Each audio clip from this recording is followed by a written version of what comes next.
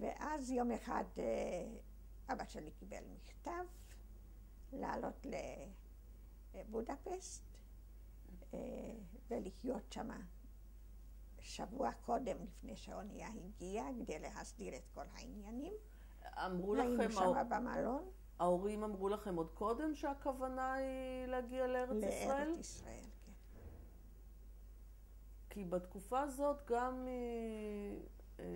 מסלובקיה ועל הדנובה ככה יוצאות אוניות לא לגליות לארץ. היו 5 אוניות בסולינה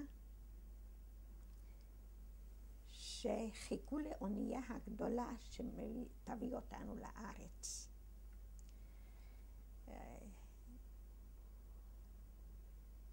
בערך 6 שבועות אנחנו עמדנו בנמל בסולינה.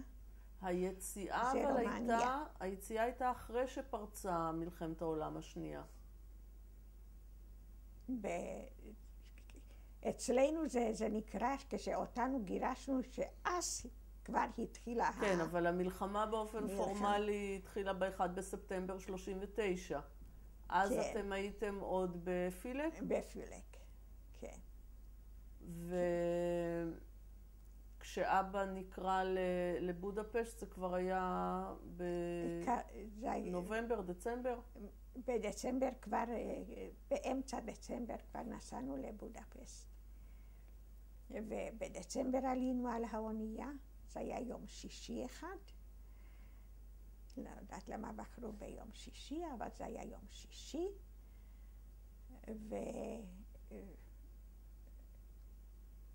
היה אולם גדול, הרבה בנות מגרמניה היו שם, שהיה להם מזרונים מתנפחים.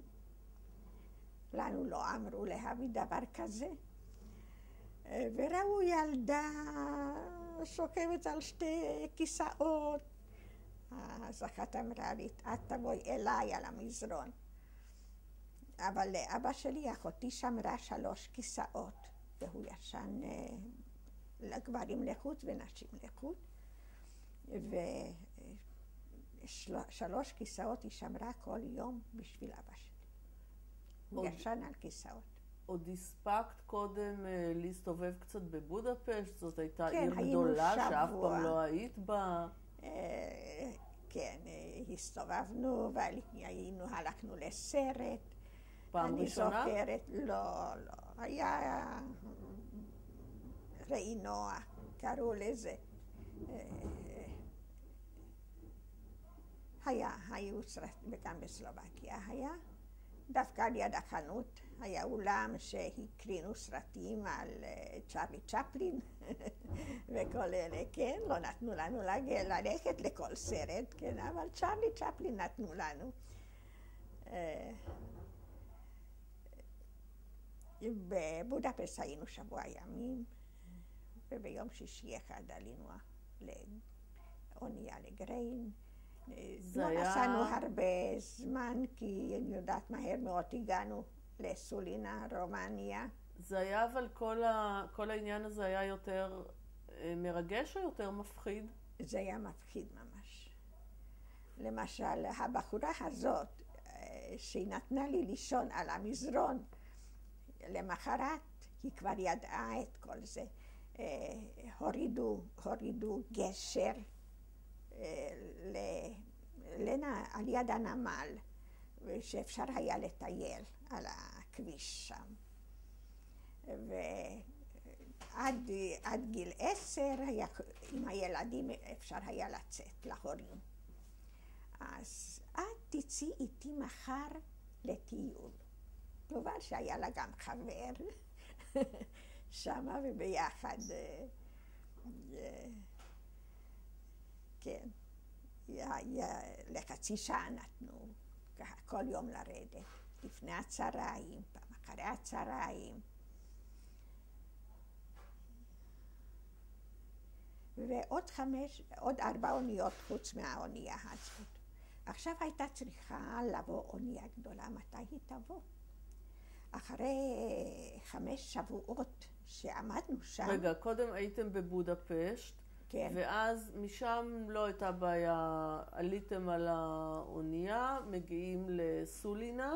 כן. ואיפה שהתעכבתם והעניין עם המזרונים המתנפחים וכולי, זה היה בסולינה? בסולינה, כן. שם הייתם 5 שבועות במין אולם כזה? זה אונייה, אולם. בתוך האונייה? בתוך האונייה, לא נתנו לרדת. רק לחצי שעה לאמא עם ילד בן, שעוד לא עבר את השנה העשירית.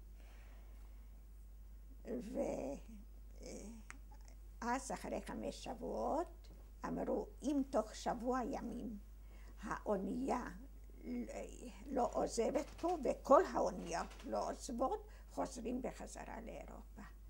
ואז קיבלנו כבר 2 שבועות אחרי שהיינו בסולינה, קיבלנו מכתב מפולק מהדודים שלי, הלוואי והיינו גם כן איתכם. המצב כל כך השתנה לרעה. ובת דודתי עם הדודה, היא לא חזרה, 3 ילדים, הם לא חזרו, והיא הייתה בגילי, בת דודה הזאת. והיא הייתה מפותחת יפה, כולם אמרו שאם היא לא הייתה רצה אל האמא שלה כשהביאו אותם למחנה, אז אותה הבדילו לצד אחד ואת האמא עם 2 הילדים לצד אחר. והיא ראתה את זה שמבדילים אותה, אז היא רצה אל האמא. כי כך היא לא נשארה בחיים. למעשה אתם קיבלתם את המקום הזה באונייה מאגודת ישראל? כן. זאת אומרת, היו שם מתנועות שונות? כן. ואתם הייתם במכסה של אגודת ישראל? היו הרבה רוויזים. כי אבא הכיר מישהו, או איך זה היה? לא. הוא רק ידע שמתארגנת קבוצה לישראל. היו הרבה רוויזיוניסטים, ואחר כך על האונייה הגדולה היה איתנו גם ז'בוטינסקי. איך? ז'בוטינסקי בא איתנו. בטוח? בטוח. יש פה ספר, שם נמצא גם האונייה מצולמת שם. כי עד כמה שאני זוכרת, אסור היה לו, בתקופת המנדט אסור היה לו לחזור לארץ. נכון. וגם ב-40 הוא כבר נפטר בארצות הברית. נכון. הכל נכון. אבל האנגלים ידעו מהאונייה הגדולה הזאת עברנו כל 5 אוניות לאונייה הגדולה. רק רציתי לספר שאחרי 5 שבועות אמרו שאם אנחנו לא נעזוב, אז נצטרך לחזור לאירופה. אז כומר אחד ברומניה עזר, למה האונייה לא התקרבה? כי לא היה מספיק כסף לשלם לו. כומר אחד, ירדו בלילה כמה מהעסקנים, והכומר הזה עזר, נתן את הכסף החסר בשביל לשלם לאונייה, לרב החובל שם. ואז הגיעה האונייה, וכל 5 אוניות עברו לאונייה הגדולה. זה אוניית פחם שהובילה פחם. בטן האונייה הייתה ריקה. ואז לילה שלם ויום שלם עמדנו על המזוודה, התיישבנו, כי עשו דרגשים כמה קומות בתוך בטן האונייה, ולכל אחד נכנס, היה לו כזה תא. זאת האונייה גריין? לא, זכריה. האונייה הגדולה שמה היה זכריה. ולמעשה אתם ידעתם שאתם יוצאים באופן לא לגלי. לא לגלי, כן. עכשיו, על האונייה זכריה התארגנו כל מיני קבוצות רוויזיוניסטים, ואת כל הילדים לקחו על סיפון האונייה, וז'בוטינסקי לימד את התקווה. היינו צריכים לשיר כל יום את התקווה. האנגלים ידעו מהאונייה הזאת וידעו שז'בוטינסקי נמצא שם, אבל הוא ירד עם סירת הצלה. כשהאונייה התקרבה לחוף, הוא ירד לפני שהאונייה הגיעה לארץ.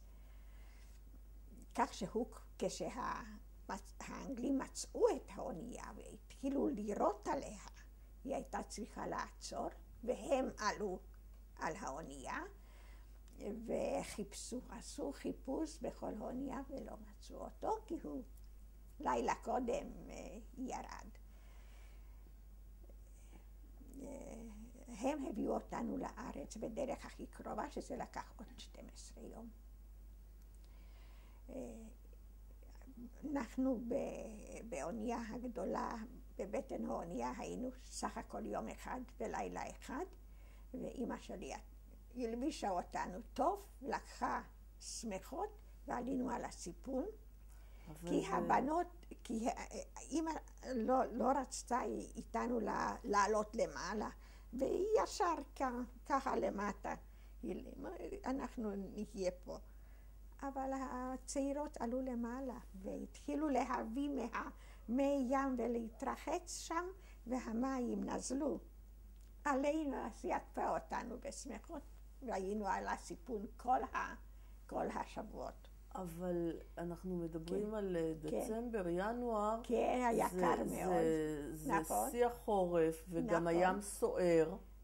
כן, ככה התנדנדה האונייה, ועל יד אחד איפה שחיממו את המים ובישלו, אז היה שם כזה מקום ריק שאמא אמרה, אתם תשבו פה כולם, עטפה אותנו בשמחות וכבר לא ירדנו למטה.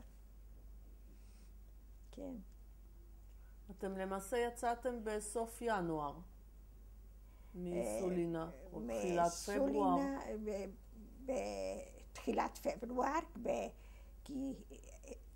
וממש מהר גילו אתכם האנגלים. 12 בפברואר, כן, ממש בהתחלת פברואר, כי ב-16 לפברואר, כנראה ב4 לפברואר, האנגלים עלו על האונייה, כי זה לקח 12 יום להגיע לחיפה. שזה לא אמור להיות, כי המרחק הוא לא כזה גדול. בטח לא כשאתם כבר לא היה ממה להתחמק. לא. הרב החובל רצה להתחמק, והוא כבר נסע לא בכיוון הארץ, כי לא רצה להתאפס. כי הוא גם כן היה חצי שנה בעתלית. כן. אז אחרי 4 ימים האנגלים מגלים אתכם, ואתם ב-16 לפברואר אנחנו מגיעים לחיפה. רגע, כשאמרת שירו על האונייה זה היה האנגלים. יריות רציניות? זאת אומרת, זה היה... כדי שהאונייה תעצור. אבל לא פגעו בכם היריות? לא. כנראה באוויר האונייה עצרה והם עלו, ואז אמרו, בדרך הכי קצרה אנחנו נביא אתכם לארץ. וזו הייתה האונייה האחרונה שהאנגלים הכניסו לארץ. אחרינו כבר לקחו לקפריסין. כן, אם את זוכרת. אני יודעת שלקפריסין לקחו יותר מאוחר. כן, האוניות שבאו אחר כך כבר לקחו לקפריסין. כן. אלה 5 האוניות שהיו, אלה היינו מעל 3,000 איש. זה היה היום ש... אמרת שמגרמניה, מאיפה עוד היו? מכל מיני ארצות. זה היו 5 אוניות שהן מכל מיני ארצות, מפולניה, מרומניה,